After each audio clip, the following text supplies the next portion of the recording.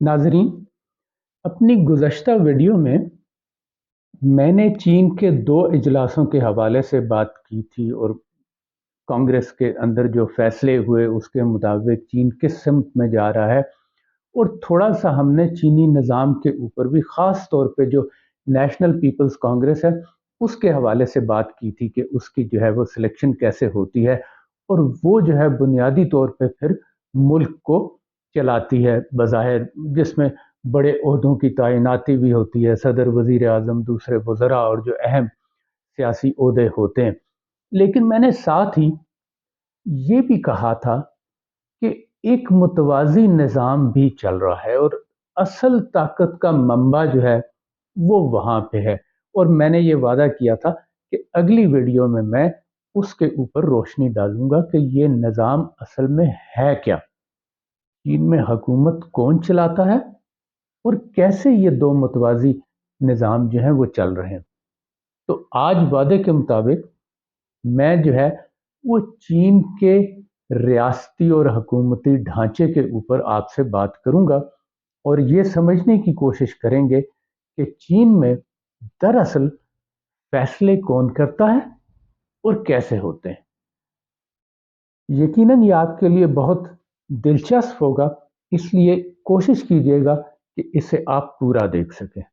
तो सबसे पहले तो शुरू करते हैं एनपीसी से, नेशनल पीपल्स कांग्रेस से, जिस पे मैंने पहले भी बात की थी और मैंने आपको ये बताया था कि एनपीसी तमाम बड़े रियासती ओहदों का इंतखाब भी करती है, आइन में तरमीम या उस पर अमल दरामद, कवानीन और रियासती अमूर, गर्ज रियासत से मुतल्लिक तमाम बड़े फैसले यहाँ पर होते हैं।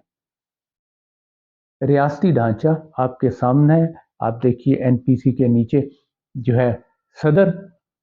लेकिन एनपीसी का इजलास तो साल में एक मरतबा होता है। जाहिर है 3,000 मेंबरान को बार बार इकट्ठा नहीं किया जा सकता, तो इसलिए एक स्टैंडिंग कमेटी है जिसके पास बहुत से इख्तियारात हैं कि बाकी साल जब एनपीसी सेशन में नहीं होती तो एनपीसी की स्टैंडिंग कमेटी जो है वो एनपीसी की जगह फैसले करती है और स्टैंडिंग कमेटी में तकरीबन 175 सीटें हैं। फिर उसके नीचे जो है आपके बाकी रियासत के अहम सतून आ जाते हैं। चीन की हुकूमत को स्टेट काउंसिल कहा जाता है, जैसे हमारे यहाँ कैबिनेट होती है। स्टेट काउंसिल का सरबराह जो है वो प्रीमियर कहलाता है, यानी वजीर आजम, और उसके मातहत तमाम वजारतें और हुकूमती शोबे होते हैं। इसके अलावा रियासत के बाकी सतून यानी फौज, अदलिया और कानून नाफिज करने वाले अदारे वगैरह जो हैं वो बराह रास्त सदर और एनपीसी के मातहत होते हैं। अब आइए असल बात की तरफ जिसका आप इंतजार कर रहे हैं। इसके मुतवाजी एक निज़ाम भी चीन में चल रहा है। जैसा कि मैंने आपको पहले बताया था कि चीन के आइन के मुताबिक चीन में हुकूमत सिर्फ जो है वो एक पार्टी बना सकती है, जो कि कम्युनिस्ट पार्टी ऑफ चाइना है। और जिस तरह के हमने एनपीसी की बात की थी कि नेशनल पीपल्स कांग्रेस के नीचे भी जो है वो बुनियादी सतह पर छोटे शहरों से स्टार्ट होके लोकल पीपल्स कांग्रेसेस होती हैं, इसी तरह जो कम्युनिस्ट पार्टी ऑफ चाइना है उसकी भी कांग्रेसेस जो है वो हर सतह पे होती हैं, छोटे शहरों से लेके और कौमी सतह तक। कौमी सतह पर उसे national Congress of the communist party of China या चीन की कम्युनिस्ट पार्टी की कांग्रेस कहा जाता है। और असल कहानी यहीं से शुरू होती है। कम्युनिस्ट पार्टी की कांग्रेस का इजलास 5 साल में सिर्फ एक दफा होता है, जिसमें बुनियादी तौर पर चीन के मुस्तकबिल के हवाले से बड़े फैसले किए जाते हैं और ख़ास तौर पर चीन की नई क़यादत और अगले 5 साल के लिए कांग्रेस के मेंबरान का इंतखाब भी होता है। अच्छा, अब ये वही मॉडल जो हमने पहले देखा था। नेशनल कांग्रेस का इजलास 5 साल बाद होता है, तो एक सेंट्रल कमेटी है जो ये 5 साल फैसले और उन पर अमल दरामद की जिम्मेदार है। और असल ताकत चीन में सेंट्रल कमेटी के पास है, जो चीन के मुस्तकबिल के फैसले करते हैं, और एनपीसी और चीन की हुकूमत इन्हीं फैसलों पर अमल करते हैं। अच्छा, ये भी कोई 250 के करीब मेंबर बन जाते हैं, ये भी बड़ी तादाद है।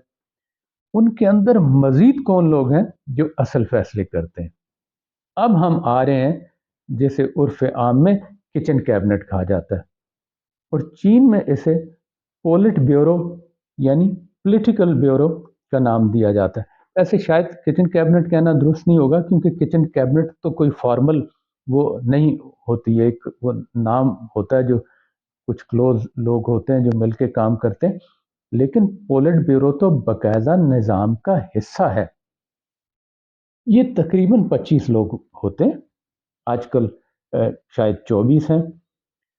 उनका सरबराह सेक्रेटरी जनरल होता है, और इस तरह सेक्रेटरी जनरल को कम्युनिस्ट पार्टी के सरबराह की हैसियत हासिल है, और ये चीन में सबसे ताकतवर शख्स या ओहदा होता है। पोलिट ब्यूरो की भी एक स्टैंडिंग कमेटी होती है जो सिर्फ 7 अशखास पर मुश्तमिल होती है, और ये चीन की टॉप मोस्ट क़यादत है। अच्छा देखिए, मैं क्यों चीन के निज़ाम की तारीफ करता हूँ। अब जो लोग कौमी सतह पर आए हैं, चाहे वो कम्युनिस्ट पार्टी के लेवल पे हों, चाहे वो पीपल्स कांग्रेसेस के लेवल पे हों, अमूमन ये वही लोग होते हैं जो दोनों तरफ काम कर रहे होते हैं। अब इनका आप तजर्बा देखिए, इन्होंने लोकल कांग्रेसेस में, पार्टी की कांग्रेसेस में, पीपल्स कांग्रेसेस में, दोनों जगह काम किया हुआ है। इन्होंने मुख्तलिफ शोबों में इंतज़ामी अमूर में भी अपना लोहा मनवाया है, तजर्बा हासिल किया हुआ है, और वो तरक्की पाते हुए फिर कौमी सतह पर आते हैं। तो जाहिर है कि उनको एक समझ आ जाती है, उनको अवाम का भी पता होता है, उनको निचली सतह के मसाइल का भी पता होता है, और उनको ये भी पता होता है कि हुकूमत कैसे काम करती है। उसके बाद फिर वो कौमी सतह पर बड़ी जिम्मेदारियां सर अंजाम देते हैं और मजीद तजर्बा हासिल करते हैं। लेकिन चीन में ये तजर्बा काफ़ी नहीं है। चीन में बड़े सियासी ओहदों के लिए आपका सेक्रेटरी जनरल हो गया, सदर हो गया, वजीर आजम हो गया, सेंट्रल मिलिट्री कमीशन का हेड हो गया, अदलिया का हो गया, उनके लिए ज़रूरी है कि आप पोलिट ब्यूरो के मेंबर भी हों। तो जब आप पोलिट ब्यूरो में बैठते हैं तो फिर आपको वहाँ पे कौमी राजों का भी पता चलता है, आपको मुख्तलिफ फैसलों का भी पता चलता है, और आपको विजन मिलती है कि मुल्क को किस तरह लेके चलना है, कहाँ लेके चलना है, ताकि वो अपनी जिम्मेदारियां मजीद खुश उसलूबी से निभा सकें। अच्छा, लेकिन यहाँ भी कहानी ख़त्म नहीं हुई। मैं आपको मुख्तसरन चीन के मौजूदा सदर शी जिनपिंग की कहानी सुनाता हूँ, ताकि बात मजीद वाज़ेह हो जाए। शी जिनपिंग का सियासी सफ़र तो वो फिर गांव से शुरू होता है, उसका हमारे पास वक्त नहीं है। हम आ जाते हैं 2007 में, उन्हें तरक्की करते हुए शंघाई का मेयर बनाया गया। शंघाई आपको पता है कि चीन का सबसे बड़ा शहर और इक्तसादी मरकज। अच्छा, उसी साल 2007 में दो निस्बतन जवान लोगों को पोलिट ब्यूरो का ना सिर्फ मेंबर बनाया गया, बल्कि बराह रास्त पोलिट ब्यूरो की स्टैंडिंग कमेटी का मेंबर भी बनाया गया।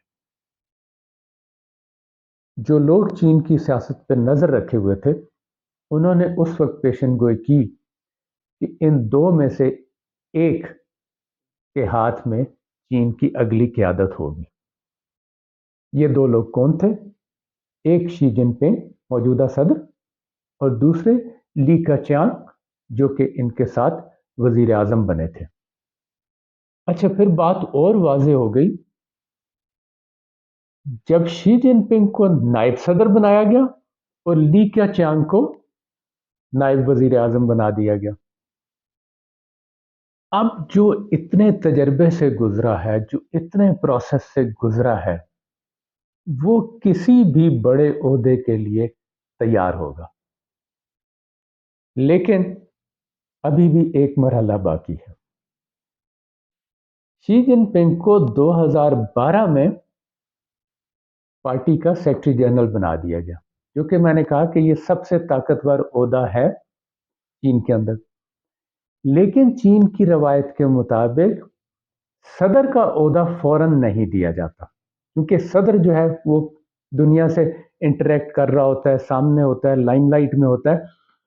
तो सेक्रेटरी जनरल पहले बनाते हैं आप, उसको वक्त देते हैं ताकि वो अपनी गिरफ्त मजबूत कर ले हुकूमती अमूर के ऊपर, और फिर उसको सदारत देते हैं। और इसमें जो कभी हुआ नहीं, एक वो भी आपके पास चांस होता है कि अगर आपको उस वक्त भी लगे कि अच्छा अभी ये तैयार नहीं है, तो उसको थोड़ा सा होल्ड कर लें, उसको सदर का ओहदा ना दें। तो इस तरह सेक्रेटरी जनरल तो वो 2012 में बन गए, लेकिन सदर और फिर चेयरमैन सेंट्रल मिलिट्री कमीशन उनको 2013 में बनाया गया। और ये पिछले सुदूर के साथ भी ये काफ़ी अरसे से ये रवायत चली आ रही है। तो ये समझने की ज़रूरत है, ये जो अंग्रेज़ ने हमारे जहन में जमहूरियत डाल दी है कि एक शख्स जिसमें कोई इंतज़ामी सलाहियत नहीं है, कोई तजर्बा नहीं है, मुल्क के साथ भी वफादार नहीं है, सिर्फ इस बुनियाद पे कि वो वोट खरीद सकता है या किसी भी वजह से इलेक्शन जीत सकता है, उसे मुल्क का सदर या वज़ीर आज़म बना दें। ये सरमायादारी निज़ाम की सबसे बड़ी लानत है कि इलेक्शन वो जीतेगा जिसके पास पैसा होगा, और जाहिर है फिर इलेक्शन जीतने के बाद वो उस पैसे को डबल भी करेगा, और जो उसको वहां लेके आएंगे उनकी खिदमत भी करेगा। और इससे आपको ये भी समझ में आ जाती है कि अमेरिका जैसे मजबूत मुल्क का सदर भी इसराइल के आगे बेबस क्यों हो जाता है। कमेंट सेक्शन में अपनी फीडबैक ज़रूर दीजिएगा, और अगर पसंद आए तो लाइक भी करें और शेयर भी करें।